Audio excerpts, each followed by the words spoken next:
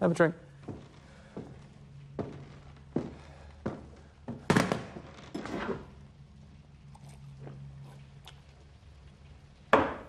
Think. That's what I do. On a gathering storm comes a tall, handsome man in a dusty black coat with a red right hand. The answer's always yes. I don't have no limitations. Welcome back to PBP, a Peaky Blinders podcast. I am Jamie G, the Golden Boy, and I'm back with the man in the razor blade hat, Magnum Mills. We're discussing Peaky Blinders, the movie, The Immortal Man, by order of PBP. PBP! Yeah, you're no Arthur Shelby. Stay cool, No. Pony Boy. That's how we do it here. We try to stay cool on PBP, a Peaky Blinders podcast. Thanks for checking out the show. We are presented by Regular Dudes Watch Stuff. You can find our content wherever you get your podcasts and on YouTube. Find us on social media at Dudes Watch Stuff and on the web at dudeswatchstuff.com. Simple and easy to remember, just like the flaps, FLAPS. Follow, like, and please subscribe if you had fun.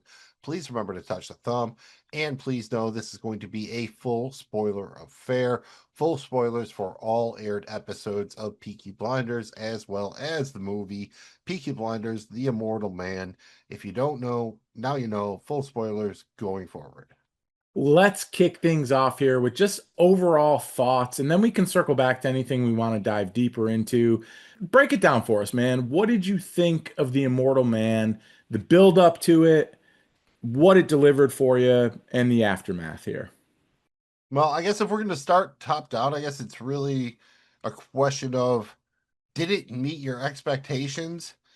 And I would say, no, it probably did not. I would say that my expectations were different. I was hoping for a different kind of flick, maybe something either a little bit bigger or more connected to the original show. It didn't really deliver on that. I can live with the idea, again, full spoilers here, that Tommy Shelby dies in the end. But man, the way they did Ada, the way they did Arthur, it just did not sit well for me. So it just wasn't fun. Everything felt off a little bit from the beginning. When we first meet Tommy, you see Arthur's gravestone, and I think it makes sense, right? I mean, at the end of season 5, Tommy Shelby put a gun to his head and pulled the trigger. It's not crazy that he is in a bad place, but the way that they chose to do it, to paint him into this corner, it theoretically to A, set up the narrative, and B, because the actor who played Arthur, it had some off the screen troubles that it contributed to his lack of availability or insurability or whatever it is. I get it, but man, this didn't feel like Peaky Blinders to me, right? It felt like I don't want to say a bland imitation, but it definitely felt more like a spin-off and a cash grab than I was hoping for. So I would say it didn't necessarily meet my expectations, even if maybe the expectations were a little bit higher than they should have been. How about yourself, man? Where did you land as far as the overall thoughts on the expectations and ultimately how it landed for you? Yeah, I mean, I was very excited about this, and I think we all thought that this was going to be awesome. We waited a long time for it. They made a choice. You mentioned it. Tommy Shelby at the end of season 5 put a gun to his head, pulled the trigger, was ready for the end, and they made a choice to not kill him there. And we thought that there would be a movie, a potential after the movie for another mini series, multiple movies, whatever, right? This universe was healthy. So very excited about it, very excited to talk about it. We thought we could bring back PBP for all y'all and have something to go here for a while. I don't think it met expectations at all. And I'm not going to be overly critical, but I want to be really fair and real about how this was, dude. And you hit the nail on the head. It just wasn't fun. It was kind of depressing to watch, to go through all the things that I loved about Peaky throughout the 5 seasons that were great seasons of this series. And I put this series up there, dude. This is in rare air series for me. It's on the level, maybe slightly beneath the Breaking Bads of the world. Like this is up there, dude. It's a great series. Um, I just this really disappointed for me, man. Like it wasn't fun. You didn't have any of the things you loved about the Peaky Blinders we know really in here at all. The death of Arthur, in my opinion, how they did it is unforgivable.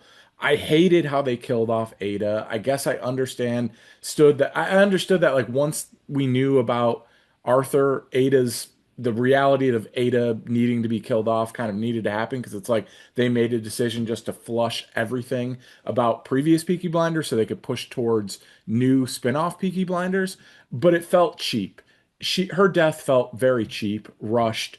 I don't, the excitement of Tim Roth leading up to this thing. I was so disappointed in how they decided to use Tim Roth in this. There was just a lot of this that just didn't meet expectations, and it makes me wish that they wouldn't have done it. And I think that's the tell. I'm not going to shit on this like I would Coming to America too. And for those of you that watch that or listen to that podcast, you know your boy Jamie G was not happy with Coming to America too. It's not on that level of bad by any means, but I just, if I'm wishing they wouldn't have made it, I think that tells me what I need to know about this, right, Mills? Like I didn't meet expectations. You are correct in saying that the quality of the production was high. As Yes. always, looks good, sounds good, wardrobe was good, lighting was good. You know what I mean? Everyone behind the scenes, everyone did their jobs. And honestly, I think this is just a case of where everything couldn't come together the right way. My guess is Killian Murphy didn't really want to keep going with this. Netflix wanted some stars, and maybe they wanted a clean break for the spinoff going forward. So, in that regard, from a business, from an industry standpoint, probably makes sense. But to me, that makes it feel like cards on the table. If it was like, you could erase this from your brain, Eternal Sunshine style or whatever, I might do it, man. Like, was the juice worth the squeeze here? Would you rather have this not been made? Yes, I would have rather it not been made. Honestly, dude, if it was all that, I would have rather of them done just like an animated joint. Like I mean, like seriously, like I wouldn't even have been that mad if they're like, we couldn't get any of the actors, but we're doing like an animated joint. They agreed to do a voice thing, and we're like, we're doing it. I would have been okay with that, or just not do anything at all, or ultimately just let Tommy die at the end of season 5. Like I hate that they made me wait this long for this. And I think that's ultimately, if this came out a year after the fact, we'd probably still be saying, wow, it was too soon. They rushed it. But I'm sure we would critique it in a similar way. But the fact that we had to wait years and be really excited about one of our favorite characters ever and like what's going to happen and how they're going to do all this, dude. And it's like, I would prefer they didn't make this. I would say I'm with you there. Too unconnected to the original series. I get that you're Yeah. trying to bring new fans in. Get Cillian Murphy, his star has risen quite a bit here. Obviously Tim Roth, Rebecca Ferguson, Barry Keoghan, very big names. I wonder how much of that was Netflix asking them to bring him in. But they worked pretty hard in season 6. Like like you said, if you wanted when he walks away or not, when he rides away actually on the white horse from his burning funeral pyre from the wagon there, you get the idea that he could be almost anything, right? And it feels like Yeah. here he he did not come even like 10% to living up to what we hoped.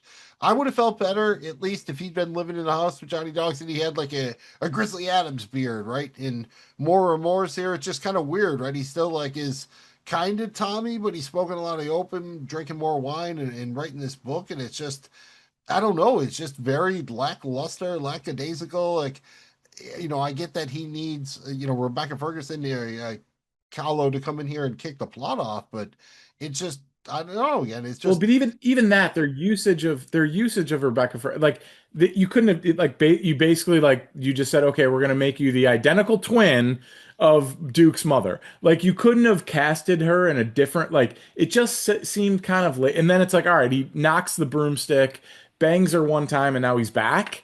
Like I don't know, man. Like Tommy's had tons of strange over the years, dude. Like one bang shouldn't bring him back from like the depths of which they painted out the beginning of this movie to be.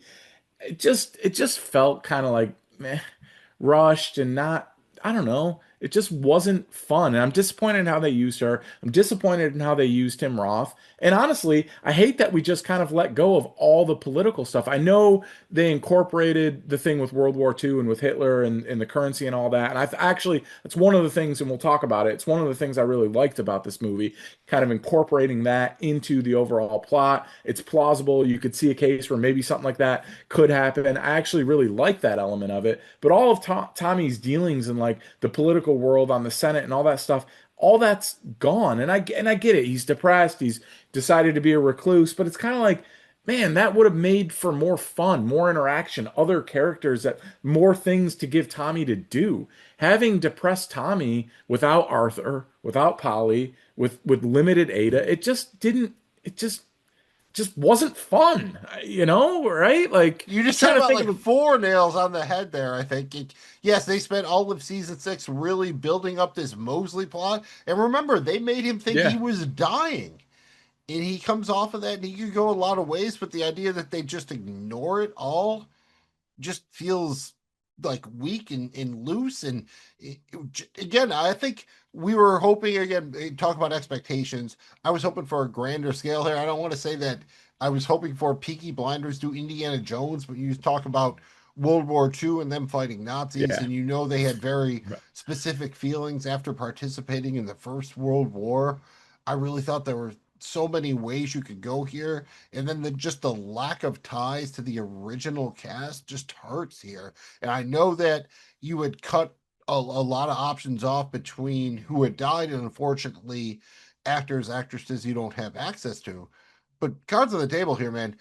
Tommy Shelby, he is Peaky Blinders, but I think you need at least one of Arthur or Polly, or it doesn't work. And then probably with an Ava and or a Lizzie, a love interest for Tommy, or Grace, Yeah. someone like that. It- Without, like, Tommy needs those grounding elements. Without that, it just like it's like bullshit, like Boondock Saints sequel shit.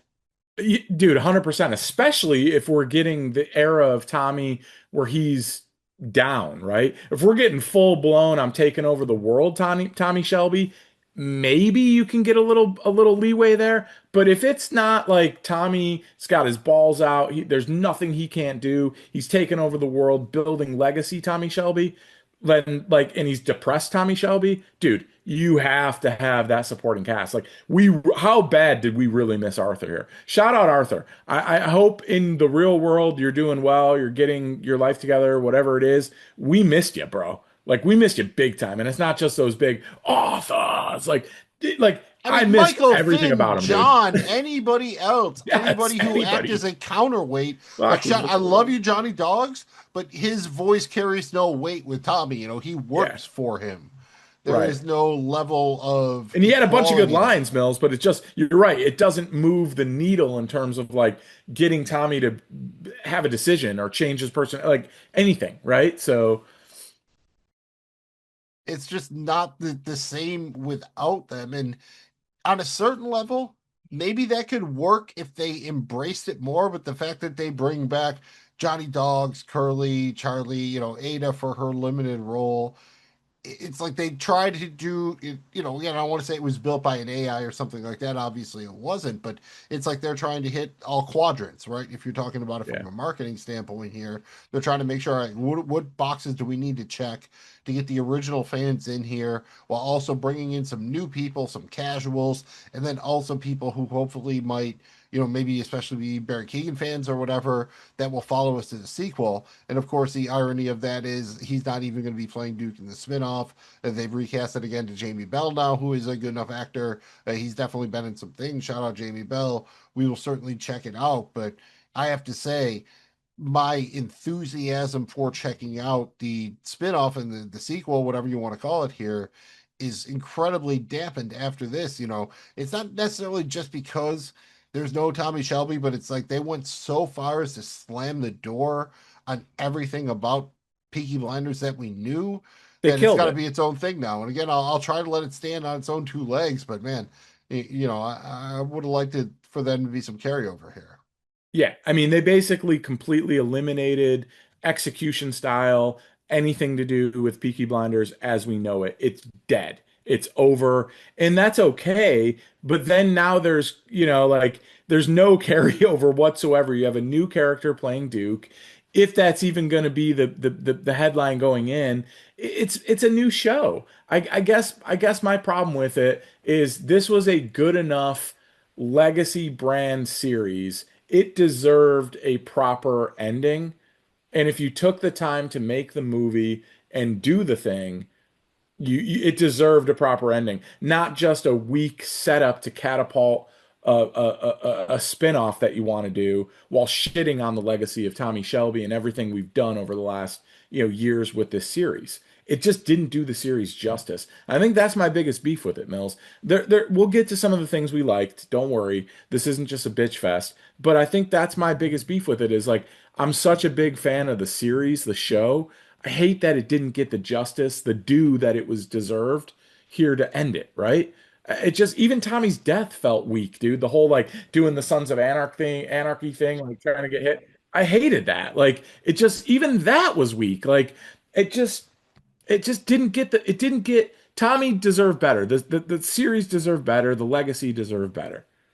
See, I wanted to say I want to argue with you on that. This doesn't tarnish Tommy's legacy, but the fact that he killed Arthur is just incongruous with It's everything we had known about them before, especially when they were brothers. They served together in the war. That bond was unbreakable, kind of. The idea that he just one night, a little bit too much opium, a little bit too much whiskey, just kills there's Arthur. no way, dude. He could have It did it just, a it's million too much, times. man. It's a bridge I can't cross. He would never in like the X because I was full of rage and full of booze. Tommy Shelby's always full of rage and full of booze. Arthur has done so many things that deserve Tommy to just end it. You wouldn't blame him at all. He would never do it, dude. I just can't buy the fact that just like one night because he was feeling down, he decided to kill the only dude. Like that's like I don't know, man. I could picture Tommy killing one of his kids over Arthur. Like it's that like right? Like it wouldn't like it wouldn't totally I would be more surprised about him killing Arthur than I would be him killing one of his kids. Like that I feel like the he'd kill bond is himself before he would have killed Arthur. I 100% believe he would have killed himself before he would killed Arthur. So that just seemed so unforgivable that I can't even like that just and then from there, as soon as they did that, I was That's like, the oh dude, original this is gonna sin. That's suck. the problem. That's the Yes. underlying structure for this entire plot.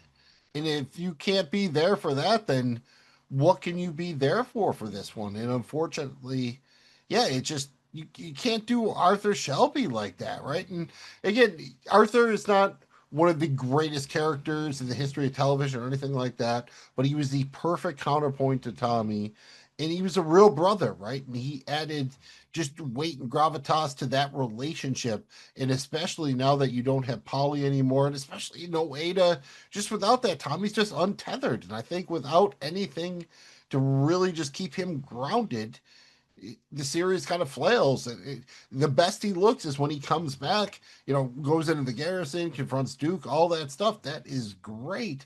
But it's also pretty much what they built the whole trailer around. I feel like they sold us a little bit of a false bill of goods here, where they were talking about like, oh, look, Tommy Shelby's going to return to form here.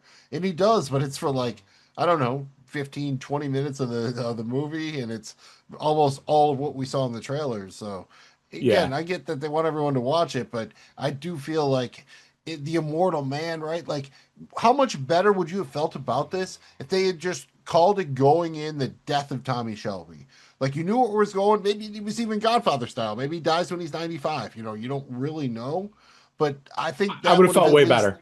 yeah. Way better, dude. Because like I don't know if and let us know in the comments, like hit us up, man. Let us know what you guys are thinking about this. But like for me, I hated that they called it the Immortal Man and he died.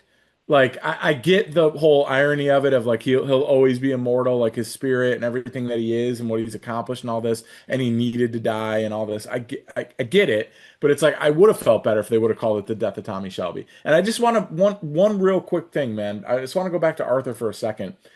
Arthur's devils and his problems that he had brought out a side of Tommy that we really needed to see to soften him and to make us like love him and root for him more so than a lot of things that we saw Tommy Shelby do. Like without that, And without the craziness of Arthur and like all the stuff he did and battling his demons, we miss it so much, dude. Like that was he was the perfect 1B to Tommy's 1A, right? Like we Yeah, the needed yin and the yang, the ballast, kind of like to yes. keep them all balanced and in line. And then to find out that he Especially after killed losing, him, like it just John doesn't. and Finn and Well, dude, and let's go to Ada real quick because that's the other one, right? Like we made our feelings clear on Arthur. Did am I alone in thinking that like Ada's death seemed totally rushed and like not like it just seemed like really like you just wow really like he just like you're yes, telling me after overall, one yes. meeting he just decided to like do like I don't know man like it seemed rushed right like I don't agree with the execution of it because they basically all right, I get that Duke decides not to do it. That's a big moment for him. He says, of course, I'll never cross that line. I guess I'll give him either good writing or ironic writing because he kills Tommy at the end. So he does cross that line eventually, but it's a callback with the bullet with the Tommy on it. So I'll give him that one. But the idea that Beckett, Tim Roth, is able to just roll up here right in front of the police station, like full on Nazi, just, double tap Ada a couple of times, no problem. Yell, get back in the car and leave again. That's a little bit unbelievable.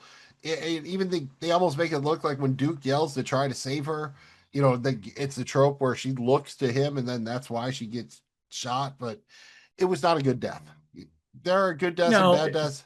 It did not feel like this was a character I loved. It seemed like she had really taken agency since Tommy had retired. She's the MP now. She's really trying to represent the people here, right?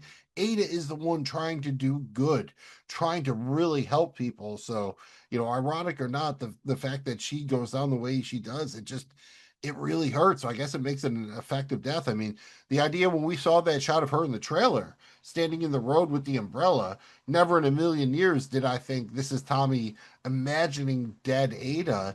So I think in that regard, it was very effective, but it just sucked because, man, I wanted more from her. let's dude let's give it its due. I love that scene where he's driving into town and he sees it and they set it up perfectly. It was really good writing. It looked awesome. I love that as Tommy's kind of like they're bringing in some of the gypsy shit and like his we'll call it a superpower for lack, but his whole shit, right? Like I really like that, but it just felt like if they were gonna kill Ada, who at this point is the last remaining thing other than Tommy, I feel like they missed an opportunity to do a glorified death scene here, right? And I'm not talking about like she had to be like, like battling and dying and all that, but it felt like they could have set it up a little bit more, a little bit better, and make it worth more than what it was. Outside of that shot with Tommy seeing it, I don't know that it really created that big like whoa. Like, and I think they could have with the death. I understand why they killed her off. They made a decision. Like when they did the whole Arthur thing, it's like, all right, this is what we're doing. We're killing. But like, it felt like a little bit of a missed opportunity. Am I wrong? If I was writing this movie, I would have had Duke kill her. And then that sets up the final conflict between Tommy and Duke. And I think if you're going to kill Tommy, that's a way more interesting story. If that's the Yeah, end of it, of course, that would not help for the spinoff. But I think that would have been the way I would have gone, and that's messed up. I didn't. I don't. I would have loved for Ada to live. I mean, she probably is the one of all of the Shelbys that deserve to live yeah, overall. So absolutely terrible. But I think from a narrative standpoint, that would have been better. It looks, at least feels like to me, I don't know if it looks like it or feels like it or whatever, but that they're trying to give Beckett some weight as the heavy here as the big bad by killing her in such a especially such a dramatic fashion, right? I mean, between the eyes, double taps her head, chest. And that's our Ada. So you're supposed to hate him for it, but it feels like they tried to split the difference so many times in this flick and have their cake and eat it too, that nothing really has the weight that they wanted to. yeah. Well, I mean, so overall, would you say the lack of legacy characters hurt this movie in our opinion? I'm saying it did. Oh, 100%. And then we haven't even gotten into the fact that there is, no Finn, no Elfie, and Yeah. I know there were Oh, Elfie. constraints with both actors. Not everything is possible. yada yada yada. But yeah, the fact that this is untethered hurts. You know what bothers me about that though? Like the fact that like, all right, well, we've had this issue with this actor and this actor's doing this. You've had how many years to do this? Like it's just hard for the consumer, the fan that's been waiting. Like, dude, if you had 4 years to produce something, I don't want to hear about scheduling conflicts. I don't want to hear about, well, this guy was doing this and she was there, and you had 4 fucking years. Like at this point, like I don't want to like figure it out, dude. Like, don't tell me about the pregnancy, just deliver the baby. Like, that's your job. Like, so it bothers me. And maybe I set myself up. Maybe I was hoping so much that we would get a brief Elfie scene. You got a bunch of shit going on with Hitler. Why not throw in like the underground king of the Jews here with Elfie? It to me, it writes itself. We really Yeah, missed we that. wanted, Indiana Jones meets Peaky Blinders kind of, and Yes. Alfie could have played like, but you're setting it, globe trotting, like at least across Europe. That just, man, I just kind of wanted to have fun with this one, and I give, Yep. it felt like they wanted to go for both the, very serious character study of, Tommy Shelby losing his marbles, especially because maybe this is the last time we have access to Cillian Murphy. And, also like, oh, we need a big kind of blockbuster that people tune into, especially because Netflix decided to release this in theaters for at least a 2 week run before they put it out at the streaming service. So, again, I think this is a spot where business definitely interfered in a way that was at least somewhat obtrusive. And I think we've both been pretty clear. We don't necessarily know that the juice was worth the squeeze here. Have you watched any of Stephen Knight's other things? Just kind of looking around, the two that are probably notable is C, that is that Apple TV show with Momoa when he couldn't, with Everyone's Blind or whatever, and then The Veil with Elizabeth Moss, kind of a little bit of a spy thriller. Have you seen either of those or anything else he has really produced outside of Peaky? So attempted to watch C. I couldn't get through I was like 2, 3 episodes. I was like, this is just not. It just didn't hook me in. I am interested in the spy mystery joint. Like I like shit like that. Haven't gotten to it yet, but I didn't Peaky didn't take too long to get me like, wow. And I had to overcome accents.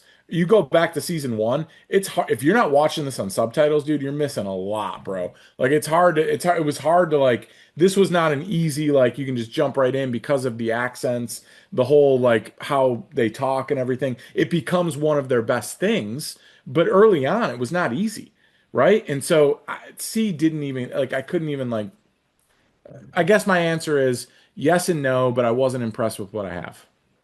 I would say the same. I have not checked out. See, it was again. It seems like one of those things that's decent. Like I'd maybe binge it once, but I would probably never really think about it again after I watched it.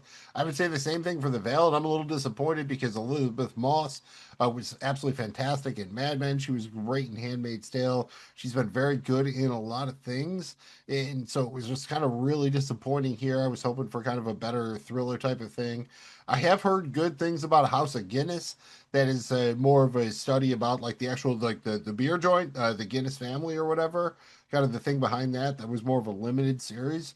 Heard good things about that, but for the most part here, it seems like maybe Stephen Knight's been carried a bit by some outstanding casting, just overall good support. You know what I mean? Like the Game of Thrones guys, a three body problem is decent. I'll give them that. I don't mind it, but it does seem like maybe the sum of the overall parts was worth more than the individuals, especially at the top. And maybe that's the case with Peaky. Let's dig a little bit deeper here, Jamie G. We've talked about a lot, but how about the soundtrack itself? Were you disappointed? We only get the one kind of little like offbeat rendition of Red Right Hand. For the most part, other than a couple of Fontaine's tracks, I think a McClunky joint, there's mostly just stuff that was made for the Immortal Man specifically. Were you a little disappointed in the soundtrack? Did it live up to your expectations? What do you think about that? Yeah, and yes, I am one of those people that wanted to hear Red Right Hand at least once. We only got it, and it was a weird kind of like acoustic, like rendition of it. It wasn't the original one with that hardcore hammer. And I think they set themselves up for a little bit of disappointment, Mills. And again, I'm going off the series here. This is a show that relied a lot on needle drops and music for key moments. Think big explosions, big moments where like everything you thought was going to happen didn't because Tommy in the Peaky Blinders outsmarted somebody and got to him first. Like they relied a lot on those needle drops and big moments in music. And I just don't think we got it at all in this. It was mostly the score, and the score was fine, but it was like instrumental sounds and things specifically for the movie, which is okay, but we didn't really get any big like needle drops here, and I was disappointed that we didn't get the red right hand here more than the one time we got it, which wasn't even really. It was like a light version, right? It wasn't even like the real deal version, dude. I was like, I'm drinking like a Right, I get generic, the but I idea could have that they like, wanted to offer like an all to it, but yeah, like they didn't even pay up for some Radiohead or something like that. And that's kind of what they've had a kind of a select group which they've drawn the soundtrack from, but it's always been on point in what they have fits, but again, kind of lackluster. I think it just kind of fits with the whole idea overall. You mentioned that this is drawn from a real plot. That's great, but on the soundtrack, JBG, I know you're a Fish guy, and I don't. Counterfeit feels like a song that Fish would have already done, but how about a cover, man? If the Fish was going to do a cover of something, maybe kind of related to a TV show or not, would you rather hear a Fish cover of Red Right Hand, the theme from Game of Thrones, the Sopranos joint, woke up this morning, or I'll just throw in some Billy Ocean for the hell of it, get out of my dreams, get into my out of my car, get out of my dreams, get into my car. What would you rather hear? Red Right Hand, Game of Thrones, the Sopranos theme, or get out of my dreams, get into oh, my car. dude, the get out the Billy Ocean, because I mean, Page on the keyboard there, dude, like he could really, I think they could do it. But honestly, dude, out of all these, I really think the Game of Thrones, because the instrumental, like I could picture them going in and out of that in like, they're like Fish in the Spear doing the Game of Thrones oh my theme. God, dude, with the background and shit. Like because they could be in like any song, but then just during the jam peak, just go into Game of Thrones. It would fucking blow everybody's mind. It Oh, in would the be Spear, awesome. especially if they did the Yes. take on the intro of the where Yes. all the clockwork thing starts coming out and everything. Yes. Not really related to this, but it would be super It cool. would So be super cool. I'm gonna go with that. it If would be you better haven't than checked the it, Immortal Man. I think I would rather watch that yes. than the Immortal Man. And just shout out if you go to YouTube, do yourself a favor if you're like, who's Fish? Or if you like fish, or like go to YouTube and Google Fish Sphere and like watch some of the shit they just did this past weekend at the Sphere. It was fucking awesome Or and even the very NASA cool. shit was really cool. That's even non-fish. Yes. Like some of the Yeah, they've dude. done sports stuff in there. It's a very cool Yes. concept. Yes. I'm excited. We're getting a Great mini place to sphere. check things out. Yeah, it's a great place to check it out. Early on, we get a lot of stuff we saw in the trailer at the very beginning of the flick. We get the setup of the red scarf, which comes back a little bit. We get some very good Johnny Dog stuff in here. But most importantly, we get the intro for Kahlo, who is the twin. We've kind of shit on a little bit of Zelda, who is Duke's mother, the woman Tommy had sex with back in the day, yada, yada, yada. What do you think of all this, man? They go with the twin trope. I thought Rebecca Ferguson was fine. A little surprising that this is what she was willing to jump off the Mission Impossible train for. Fine, but again, I don't think that her character was incredibly memorable. It was like they were trying to just, be like, remember Polly? She's like Polly. Remember Polly?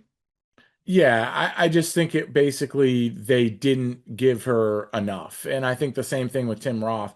She was awesome with what she did, but it's like, dude, it just wasn't memorable. She basically came in, was mysterious. They did the whole twin thing, which is kind of weak from a writing standpoint, in my opinion, because it's just kind of like, oh, like it's just too convenient, dude. He bangs her one time and then that's it. And she's kind of working behind the scenes here to see his end. Um, to free him.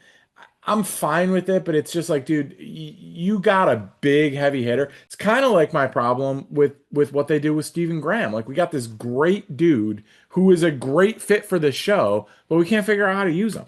And the same thing I kind of feel about Rebecca Ferguson, I feel about Tim Roth and Stephen Graham. Like it just doesn't, it's like, dude, you could have did so much more with that. You took away all the good things, and then you had the ingredients to make a replacement stew here that could smell and taste similar, and you just didn't do it. I guess, like that's kind of my issue. I am pretty much there for all that. I loved Stephen Graham here. He was definitely one of the absolute high points for me. They leave him alive, so hopefully, I guess if anyone else is going to show up on the spinoff, hopefully it's him. I know again nothing against Rebecca Ferguson here. It's fine, but she just seems kind of like an idea, right? Like she's just like a plot device that gets Tommy moving. And there are interesting parts of it. The idea, remember Tommy, the name on the bullets, that's calling it back to season one. There is some interesting stuff here. Like how much of the Romany thing, the gypsy thing, like that's the hardest part, right? Like I'm not sure exactly what we're supposed to believe at all times. I think the important part is that we believe that Tommy believes. So that's always how I've interpreted it. How do you interpret kind of some of the more supernatural stuff that we see here? Especially later on, you get the palm reading, seeing that kind of thing. Like, what do you think about the stuff with Kahlo here, and even the Ron Barrow, all that? Yeah, I generally like it. I thought the whole sense of like the finding the scarf and everything in the tombstone shit early on, and he's being haunted basically on his own property. I thought it was a pretty awesome metaphor for what's going on with him and his depression and everything. And like I generally liked it. It's not delivered as well as it was in the early seasons with Polly, and there's nothing you can do about that. The actress passed away, unfortunately. Like not faulting the show for that at all. That is not within their control, but we really missed it. I generally like that blend of blending in the Romany, the gypsy stuff with Tommy to help tell his story, but using it to make to with the Tommy that we know and love.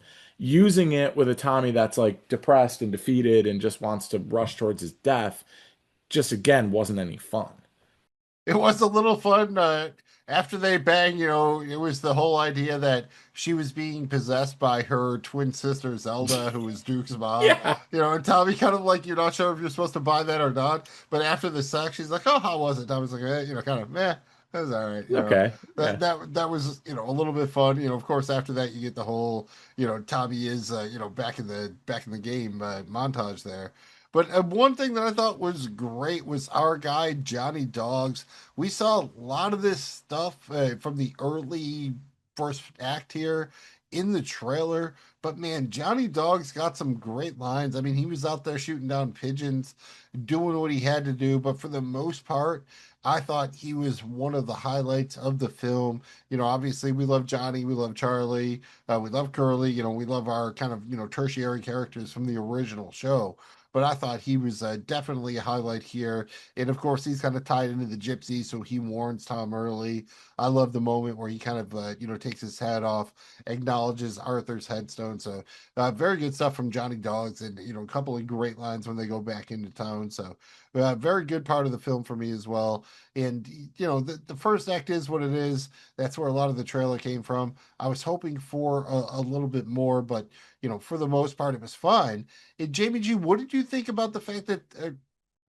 Yeah, anything else on the opening there, or Well, I the was just gonna say, how sad were you? Because but when both of us did the preview to this, we had just a small glimmer of hope that maybe we might get a flashback with Arthur. Maybe somehow he shows up, but ultimately we're like, there's no way they can kill him off, right? I mean, just for like in case we do something else, just from a marketing and a business standpoint, why kill him off? He'd be out there for the future. Maybe he gets his shit together. Maybe we can use him again. How sad were you when you saw his name on the gravestone? Like, I don't know, dude. It took something out of me. I was like, oh, like that kind of sucks. It definitely sucked, especially because at that point I was pretty sure we were not going to get a flashback with the Yeah, actor showing how it happened. So, just kind of compounded it there. I definitely did not feel good. It was a nice setup with the red scarf. I'll give them that. That's something that they keep going throughout the film. It eventually ends up there with Tommy on his deathbed. yeah. What do you think? Kahlo promised Tommy she would bring him peace. Do you think ultimately that's what she saw? I mean, that's kind of the fine line we're supposed to walk here, right? At the end, Tommy tells Duke to shoot him. He knows what the deal is. He's asking for it. Do you think that actually brought him peace and that was the plan the whole time, or just kind of a little bit of convenience? I want to believe it did. I know that he felt like he had to die. And they tried to rush like him finishing his book while he's tunneling and doing all this stuff. Yeah, And it he feels brought the like, typewriter with him on yeah, he brought the the typewriter with him in the tunnel. Like it felt a little too convenient. Ultimately, Tommy Shelby probably, I hope he's at peace knowing that he died and he's with his family. But it felt a little convenient. How about the Duke of it all here? They go for the big intro scene when he's beating down all those dudes. They did the recasting with Barry Keoghan, who I think is good. I like the idea that it seemed like they tried to combine his heritage, the Peaky Blinders and the Gypsy, with the way he talked, the way he acted, with the wardrobe. I thought the actor did a good job, but again, this is a character who was introduced in the, whatever, the mid to back half of the final season of the show. They recast him, made him a huge part of it. I think he did a very good job, all things considered, given the role, but it's just not really where I was looking for this story to go, I guess. No, How do you they feel like basically that? made him the lead, and that's not what I was hoping would happen. I had hope, like, all right, they're just using it to bring Tommy back, right? And Tommy's gonna come back, and it's gonna be the. It just never got there, dude. It just kind of stayed with that. So yeah, I mean, he did fine. It looked cool, like he was cool and everything, but it just to me, it just didn't. It's not what I wanted, and I think that's the overarching feel to this. Is like, as a fan of the show, it just wasn't what I expected or wanted. I think you're probably onto something because if they've recast the role again for the spinoff, it'll be Jamie Bell.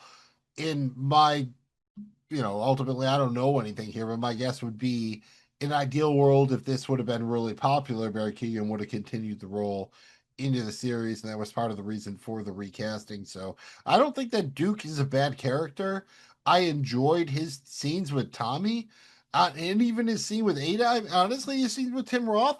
I think part of the problem I have with this flick is how they use Tim Roth. He is basically the most stereotypical, like, Nazi ever, right? There's nothing really special or fun. Like Tim Roth can chew scenery. Tim Roth is so much fun, and it's like they have a governor on him, and they don't even let Tim Roth be Tim Roth.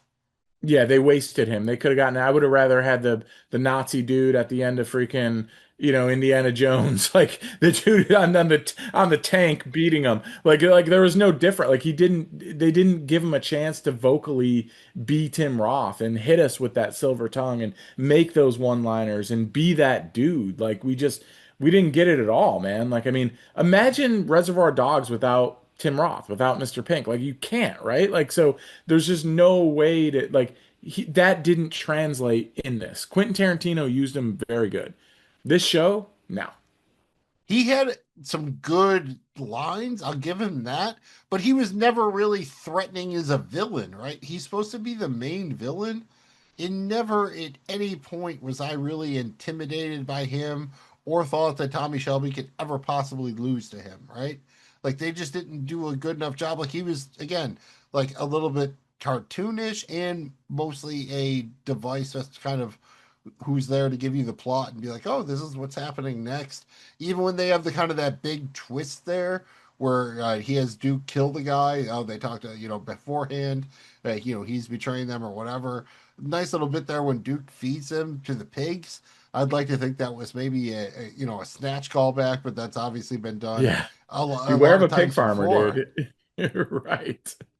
Yeah, I mean, then really, the big things that we saw in the trailer were Tommy coming back to Birmingham. He rolls into the garrison there.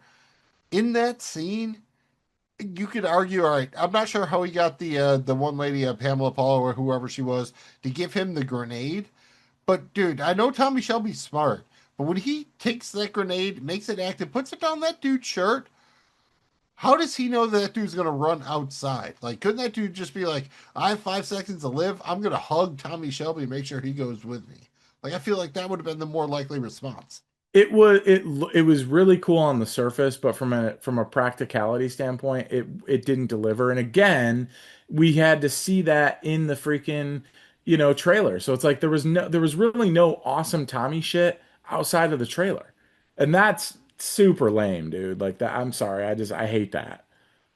Yeah, and you kind of went through the whole thing, after Tommy and Koala begged, like he, gets back in the suit, goes down there, he rides in. All that is fine. It just doesn't really land for me. Even the shootout, we get the big scene where he's over Ada's body and he admits to killing Arthur. We've already talked about this ad nauseum. I thought it was a fitting enough scene. How about that shootout with Beckett, with Tim Roth there? I thought they were trying to call back to the big shootout with Brody in season 4, which was, classic almost. And I don't know if this could live up to that. Throughout the rest of the film, Tommy Shelby's just, headshotting people. Here, of course, he can't hit Beckett. I know Beckett has a superior firepower. What'd you think about the little shootout there at the hospital? It was all right. I mean, nothing terrible about it. I prefer the fight in the pig mud with Duke better, but it was okay. It just seemed like a little bit like, all right, we got to do something, and I knew there was never going to be any resolution. Neither one are going to hit each other. It's just going to end with. So it was super predictable, I guess, is my probably biggest complaint. Yeah, great call on the showdown in the pigsty or whatever you want to call it between Tommy and Duke. Definitely one of my favorite scenes in the film. There was a certain amount of stunt men used in that one because that was kind of grimy, and I get that, but that was kind of interesting. How they kept walking around. You wonder where did they actually get to take a shower at certain points. Tommy looks a little bit cleaner, but talk about getting down in the mud, right? A little bit of a metaphor here.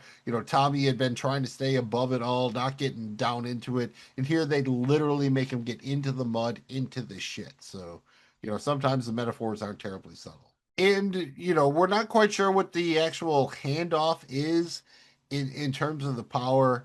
One of the big things about the actual show itself is Tommy came into the show in the pilot riding on a black horse. He left in the finale riding on a white horse. JBG comes in here riding in on the black horse again. Does that feel a little bit cheap? It's a great scene there. When he's walking down, Garrison Lane.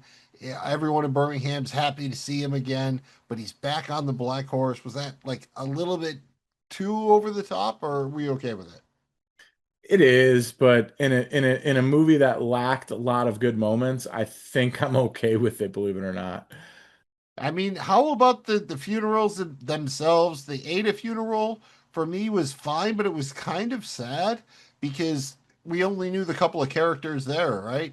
Like there just wasn't enough, especially because she was an MP. I felt like there should have been a little bit more for that.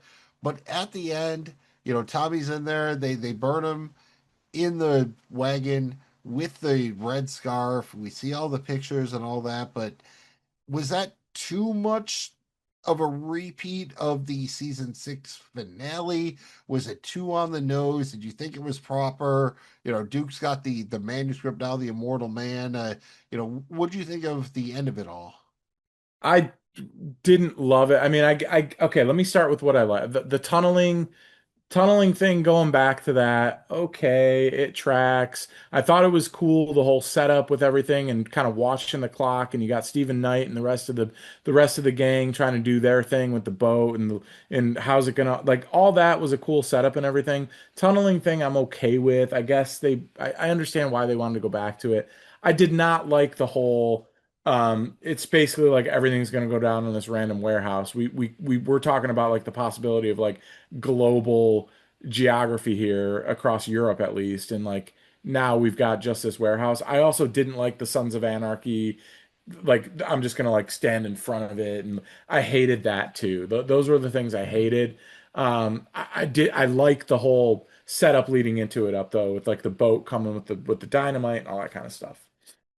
Yeah, again, that was a lot of stuff we saw in the trailer, Yeah, unfortunately.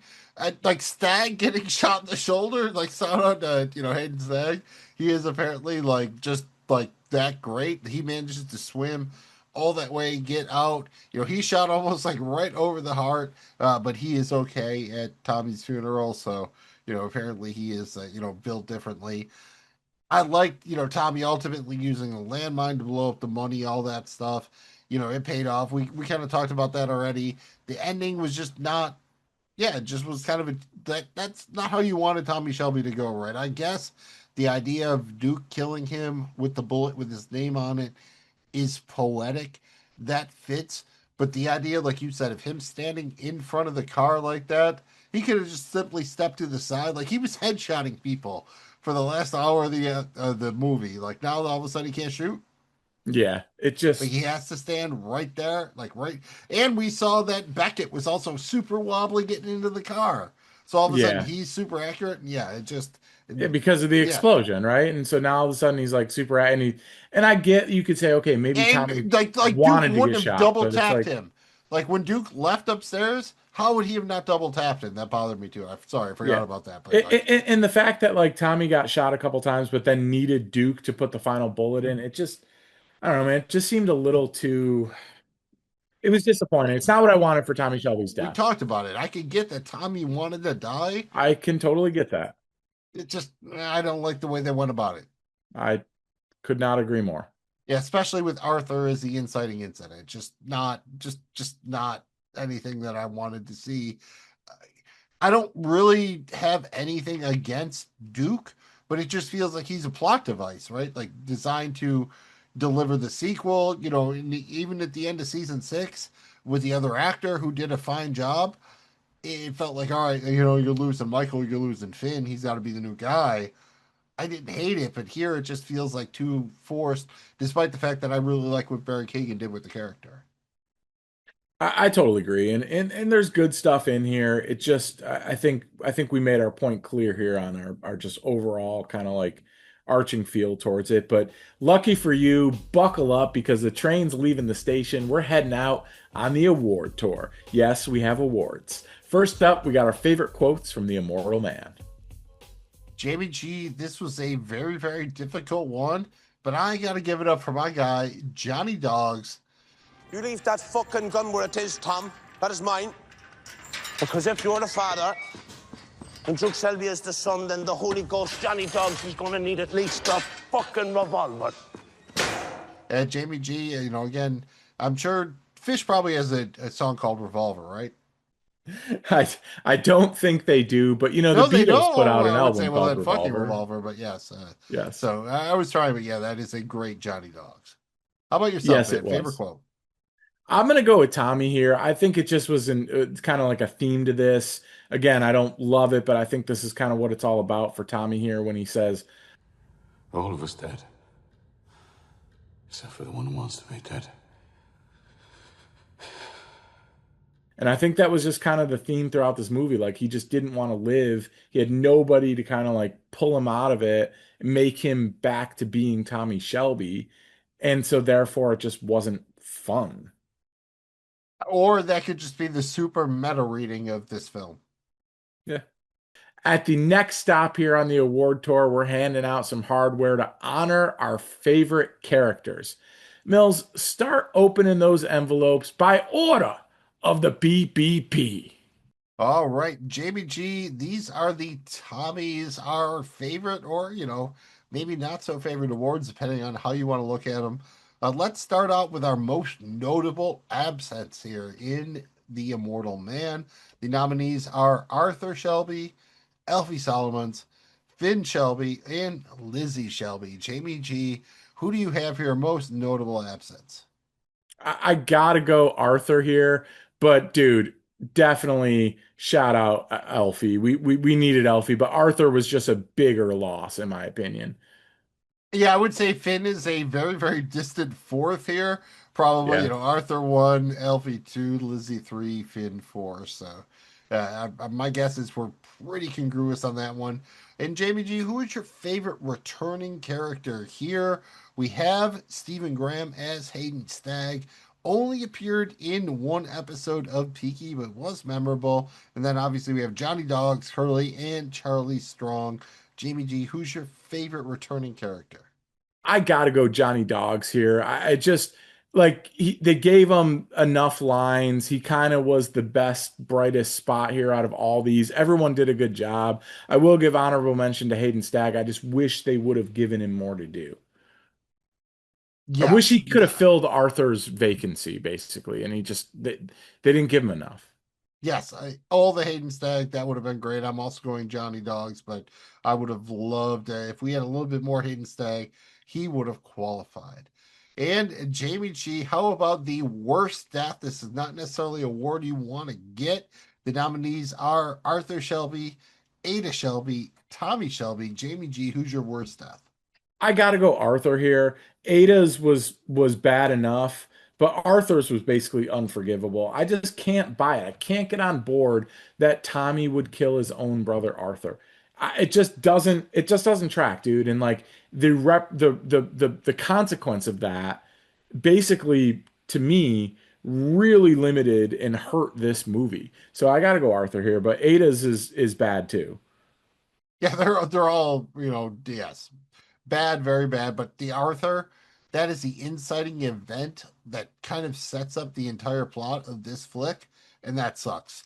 Like that is just, yeah, I want no part of that. So I'm also there on Team Arthur as the worst death.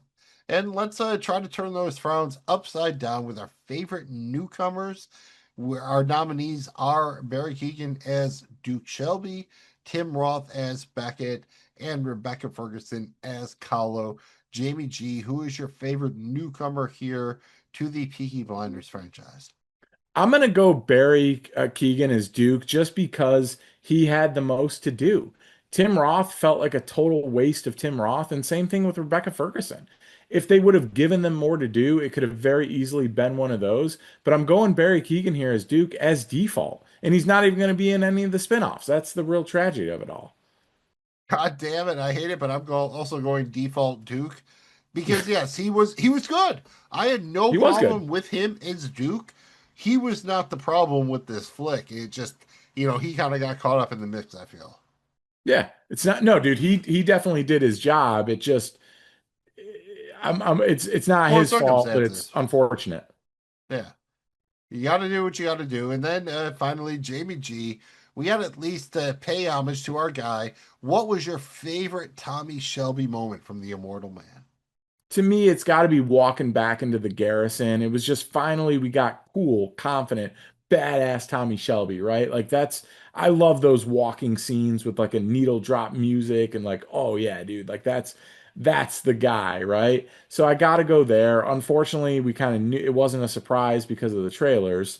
Honorable mention though, I'll go to the final scene, but I can't make it my favorite because of his death. I just hate the way that they finished him. So I'm gonna go walking back into the garrison.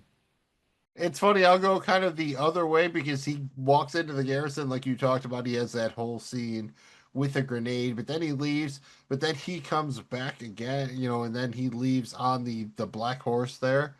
And that's kind of resetting it, but that's when we get the red right hand drop. So that's kind of what we were waiting for the entire time, I think. So that's what I'm going with there. But again, there were some good moments, some good writing. You love the characters, nothing against it all, but just, man, it just wasn't what we were looking for. For the final stop on the award tour, we're giving our final grades to The Immortal Man on PBP. We enjoy the occasional pint or 12 of them, so we grade everything on a scale of 0 to 10 pints. Magna Mills, how many pints are you pulling for The Immortal Man? Well, you figure like we can do these in half pints, 65, so 6.5 would be passing. I'm going to go slightly above passing. I'm going to go 7.0, 7 pints I am pulling for The Immortal Man. How about yourself, Jamie G? I'm one bad pour behind you here with a little top heavy head here. I'm going 6.5 pints. It just didn't, honestly, man, I thought this would be an 8.5 niner. Just didn't get there. So I'm giving it 6.5 pints. Yeah, in terms of relative to expectations, this would be a little bit lower. I'm giving it, a good grade in this regard because it was well acted, well shot. I don't necessarily want to say well written, but I think all of the main actors, everyone really was into it. It's not bad. It's just not what we were hoping for. Yeah. Well, almost all the characters are dead here, but the Peaky Blinders universe shall go on. Mills, what do we know about the upcoming spinoff? This is going to be a crime drama set in the 1950s. A Duke will be featured. He's kind of going to be the guy, played now by Jamie Bell, not Barry Keoghan. Appears to have been greenlit for 2 seasons, 6 episodes each, but does not seem like it's going to come out until at least late 2027. Jamie G, scale of 1 to 10, what's your excitement level for this one?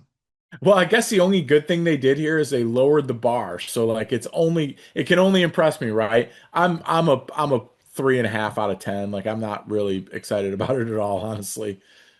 I'll give it a 5. I mean, that's middle of the road. Yeah, there you go. I'll give it a little bit of a bump over like some random show or what have you.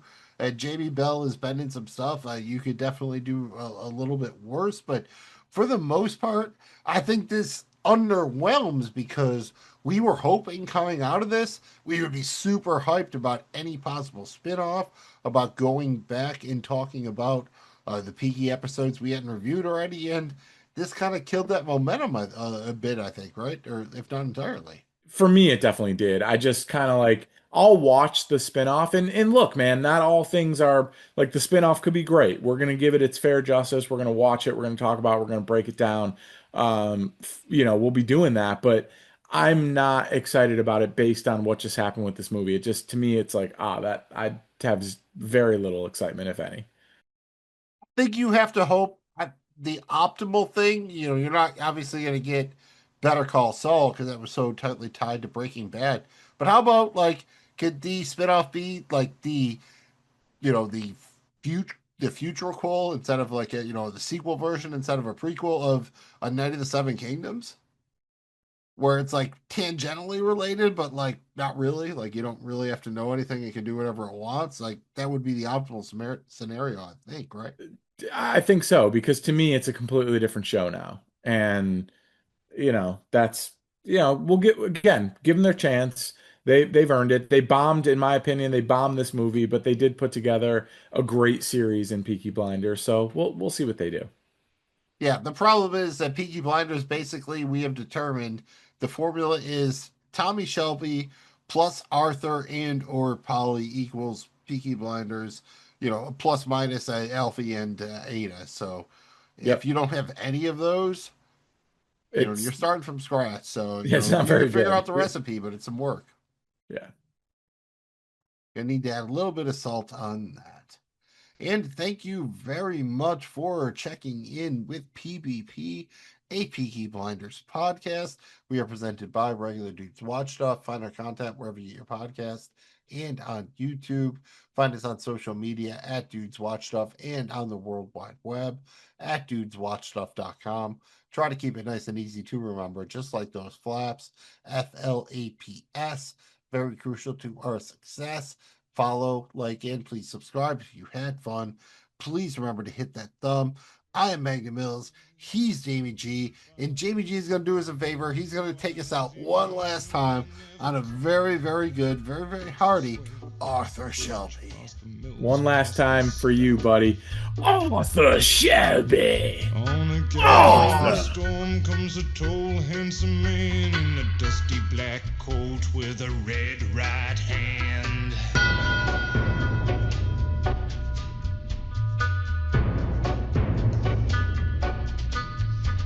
We're up you